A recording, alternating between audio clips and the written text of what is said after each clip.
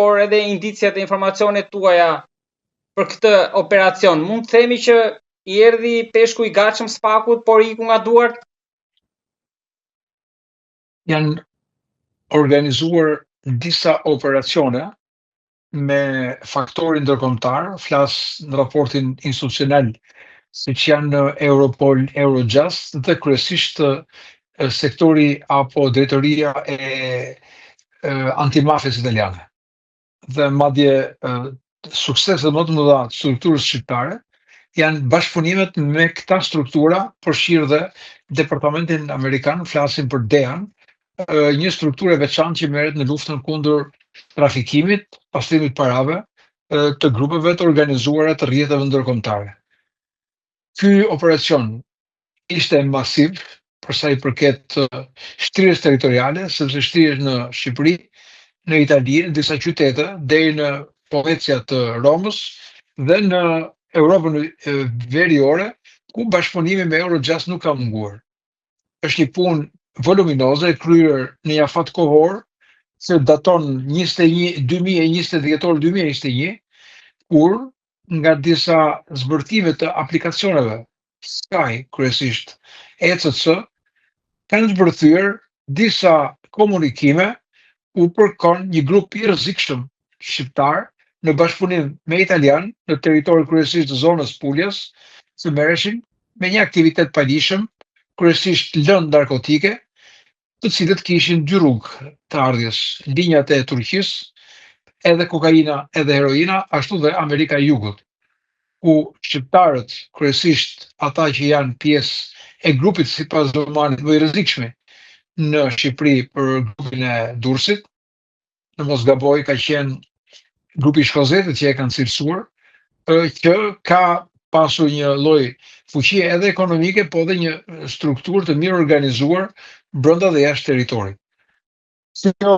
punë e mirë erdhi si rrethoj e 3 formave ku policia italiane apo prokuroria italiane ndërtoi hetimin e tij, hetimin e saj. Ishin platformat, pra servrat që u vënë në dispozicion, kryesisht nga vendet partnera, Gjermania kryesisht, dhe ishin bashkëpunëtorë të drejtësisë, një në Shqipëri dhe 2 në Itali, dhe pastaj ajo që ne themi forma operacionale apo forma e teknologjisë ato kanë përdorur, përgjimet ambientale, regjistrimet, kontrolli i personave në territor e më radhë dhe të informacionet që kanë shkëmbyer edhe me strukturën e posaçme SPAK për gjatë një periudhe të ndjeshme kohore. Ky operacion daton pikërisht në bazë zgjedhjeve të 2025-s, pra mbas 11 majit, ku me një vendim gjykate del ai që ne themi 52 urdhra arreste, nga të cilët 40 janë arrestuar, 12 të tjerë ende jo, dhe tu kemi shqiptar dhe italian, kryesisht italian, të arrestuar në territorin italian. Por ky operacion mund të datonte të paktën në shkurt, në mesin e shkurt, rreth datës 20-21 shkurt, atëherë kur kemi sipas të dhënave apo sipas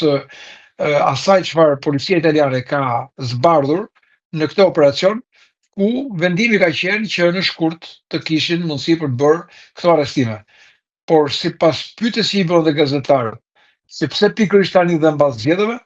diplomacia e përgjigjes tyre edhe profesionale ishte që në datat i rakordojmë midis palëve dhe vendosim. Pra, u la mbas zgjedhjeve që të kishte mundësi të mos kishte interferencë në zgjedhje,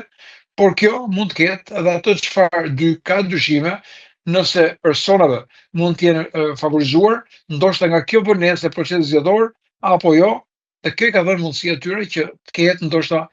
dekonspirim apo jo dekonspirim, ajo çfarë aludohet ose ajo çfarë thuhet kryesisht në media dhe në ambientin publik. Pra, ata që nuk u arrestuan nga pas 3 muaj kohë për t'ikur, për t'i rënë globit kryqe tërthort. Sa më shumë aktorë dhe faktorë përfshihen, aq më shumë lind dyshimi dhe mundësia që informacioni mund të deportojë. Nuk ne vjen dyshim që mund të kemi një deportim apo një dekonspirim, sepse të paktën publikisht si prokurori Bari dhe Rossi ashtu dhe përfaqësues të SPAK-ut Dumani dhe një tjetër përfaqësues prokuror e kanë mohuar mundësinë që të ketë rrjedhje informacioni. Por ajo çfarë ne diskutojmë dhe analizojmë është koha e gjatë, e shtyrë, e cila do ka atë që të influencën e procesit zgjedhor dhe mungesën dhe mundësinë për të mos pasur interferencë në procesin zgjedhor. Drejtori i Policisë së Shtetit lauduar duke thënë që ne një ditë para e morëm vesh, por në fakt realisht ka mundësi drejtori për të urdhëruar për të nisur një hetim, nëse brenda radhëve të policisë mund të ketë pasur ndonjë dekonspirim? Drejtori i përgjithshëm policisë është profesuesi ligjor i Policisë së Shtetit dhe si i tillë ndërton një plan masash në zbatim të urdhrit të vendimeve të gjykatës, në zbatimin e vendimeve të gjykatës. Dhe njoftimet mund të jenë një javë para, mund të jenë një muaj para, nuk e di, por nga momenti ka dalë vendimi i gjykatës, ka një afat kohor ku njoftohet Policia e Shtetit për të zbatuar vendimet e saj. Dhe në këtë kuptim, në terren kanë qenë jo vetëm Policia e Shtetit, por edhe BKH-ja,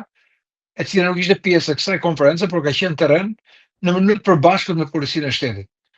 Ka dekonspirim apo jo, ne thamë që kjo ka ndodhur në janar, ndoshta drejtoria e policisë mund të jetë njoftuar 3 ditë para, 4 ditë para, apo 1 ditë para, besoj 1 ditë para, sepse do kohën e vet të ngresh dhe të mobilizosh gjithë strukturët, bësh një plan masash për mënyrën se si do lëvizet dhe vendet përfaqësues të grupeve, sepse policia nuk mund të jetë një grup i pa kontrolluar, do të jetë një grup i cili drejtohet nga drejtori i përgjithshëm dhe pastaj shefi i forcës operacionale që do të lëvizë dhe strukturës, sepse këtu kemi angazhimin dhe të forcave elit. Dhe si të tilla, plani i masave miratohet nga drejtori i përgjithshëm i policisë. Dekonspirim, drejtori ju me sa e kuptova pyetjen e kishit a ka kompetenca për të bërë hetim apo jo, apo e kishit në raport vetëm me dekonspirimin. Po, për të bërë hetim. Atëherë nëse flasim për hetim, policia është njësoj si SPAK-u, i ka të gjitha strukturat e saj, duke filluar që nga krimi ekonomik, nga sektori i terrorit, antiterrorit, pra gjitha strukturat i ka Policia e Shtetit, por po them që disa kompetenca drejtorit me ligj janë minimizuar nga ndryshimet ligjore. Dhe flas në mënyrën se si jo për të drejtuar strukturën, po se si ai mund të kryej më mirë dhe më me eficiencë detyrat e tij. Kur them më me eficiencë, do të thotë nëse një drejtues i lartë, po themi drejtori i qarkut, po jo vetëm, po edhe drejtues të tjerë, shefi i komisariatit, shefi i krimeve, pra gjithë ata të cilët sipas ligjit dhe ndryshimeve ligjore u bën pjesë e zgjedhjes tyre me garë dhe me konkurs, atëherë në këtë moment që për çdo arsye, qoftë në njëri është në hetim, ose është objekt dhe subjekt i SPAK-ut, dhe për një arsye është detyruar të ndalohet, të largohet nga detyra, momenti i përzgjedhjes së një personi tjetër nuk mund të jetë më drejtori që përzgjedh kabinetin, stafin, skuadrën e tij, por është gara. Dhe gara zgjat 3 muaj, nga të cilët mund të fitojë ndoshta ai apo ata personat të cilët janë më të aftë për të kopsitur letrat, se sa mund të themi përcaktimi një drejtori se çfarë i duhet atij në një zonë caktuar për të çuar personin e duhur me nivelin e duhur dhe me eksperiencën e duhur për të luftuar apo për të kryer detyrat e tij funksionale. Si funksion i drejtorit përgjithshëm dhe si drejtoria e përgjithshme e Policisë së Shtetit. Po ta krahasojmë këtë, është si kur ulëm presidentit të Republikës kompetencat dhe ja ngritëm më shumë kryeministrit të vendit. Pra e kanë hequr spaletat. Po për të rikthyer edhe një herë tek dosja, ju tha që ishte vendimtare dhe zbërthimi i aplikacionit, por edhe materiali që furnizuan nga autoritetet gjermane, por ndërkohë kemi edhe 3 të penduar, 2 në Itali dhe 1 në Shqipëri. Këta kanë luajtur një rol vendimtar për këtë? Nuk mund të them vendimtar, por shumë të rëndësishëm. Vendimtar është kombinimi midis rrëfimeve dhe informacioneve të cilët duhet kryqëzohen. Me sa duket këto informacione dhe këto deklarata, të cilët shkuan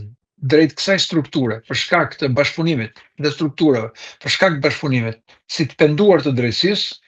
kanë përkuar me data dhe me individ dhe me aktivitetet të cilët janë marrë si nga komunikimet nëpërmjet Skype, ashtu edhe nga përgjimet apo mbajtja në vëzhgim me teknika, si përgjimet ambientale, përgjimet e telefonave, madje prokurori Rossi tha që ne kemi pasur mundësi të shikonim mbi telefonet e tyre dhe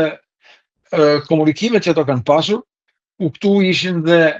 materiale, letra dore, ku ato mbanin bilancet apo kontabilitetin e tyre për aktivitetin që ata kishin kryer.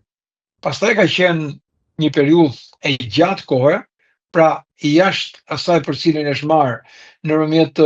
aplikacionit apo serverat që u vënë në dispozicion nga gjermanët, dhe ka qenë ajo teknika dhe forma operative e ndjekjes së një